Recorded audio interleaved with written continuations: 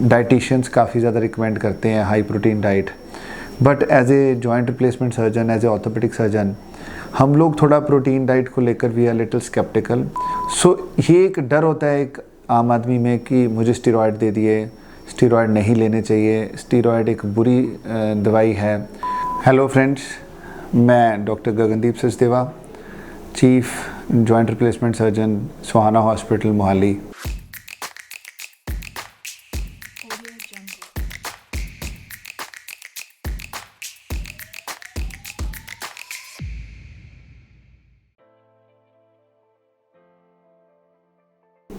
आज फिर आपके साथ इन कंटिन्यूशन ऑफ द लास्ट जो हमारी टॉक चल रही थी उसको आगे कंटिन्यू करते हुए मैं आपसे बात कर रहा था चिकनगुनिया, डेंगू और अदर वायरल फीवर्स के जो सीक्वली हैं, जो उनकी जो साइड इफ़ेक्ट्स हैं, जो most commonly joint pains, orthopaedic problems हैं, उसके बारे में मैंने आपको लास्ट टाइम सारा डिटेल में बताया था कि उसके सिम्टम्स क्या होते हैं, कैसे कैसे कैंडिडेट्स हैं जिनको ये दिक्कत आती है और उसका कैसे कैसे इलाज करना चाहिए।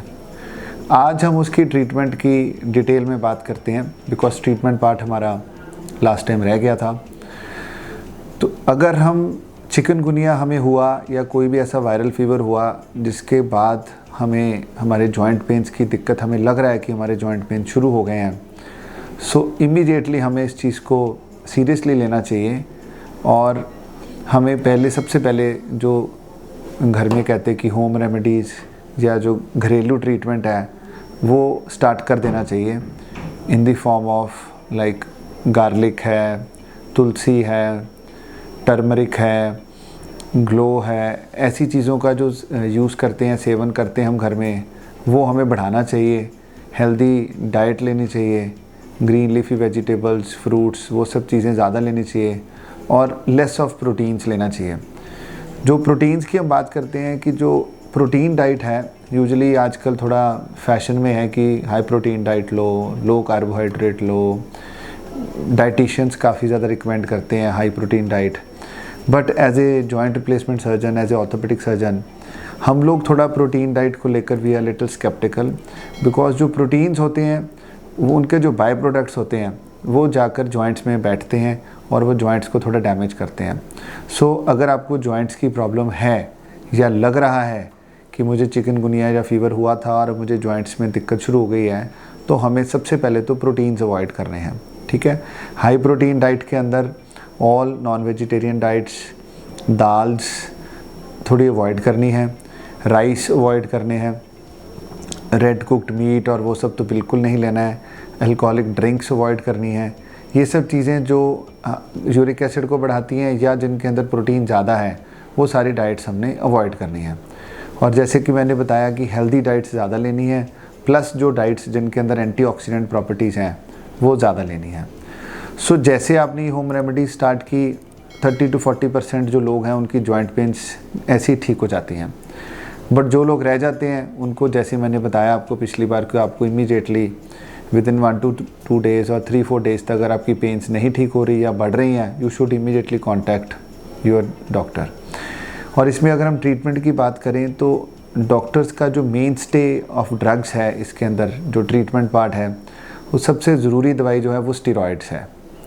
बिकॉज विदाउट स्टेरॉइड्स जो पोस्ट वायरल आर्थराइल्जियास, आर्थराइटिस और चिकनगुनिया के कारण जो जॉइंट पेन्स हैं, जो बिना स्टेरॉइड्स के ठीक नहीं होती। सो ये एक डर होता है एक आम आदमी में कि मुझे स्टेरॉयड दे दिए, स्टेरॉयड नहीं लेने चाहिए, स्टेरॉयड एक बुरी दवाई है। बट शॉर्ट कोर्स थेरेपी और जिसे पल्स थेरेपी कहते हैं, या शॉर्ट ड्यूरेशन, थोड़ी देर के लिए हाई डोज स्टेरॉयड्स अगर हम लेते हैं और उसके कारण या उसकी फ़ायदे से अगर हमारा जॉइंट पेन्स पूरा ठीक हो जाता है या हमारी बॉडी से ही हमारा आर्थराइटिस ठीक हो जाता है, तो I think we should take, हमें लेनी चाहिए। एज़ पर आपके जो फिजिशियन या डॉक्टर की सलाह के अनुसार आपको स्टेरॉइड्स का अगर ज़रूरत पड़ती है, अगर आपको डॉक्टर एडवाइस करता है तो उससे डरिए मत, आप उससे लीजिए।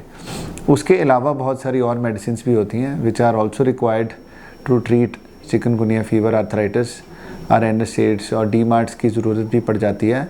सो I think as per doctor advice you take your medicine और आप अपना जो आर्थराइटिस है इसको ठीक करा सकते हैं।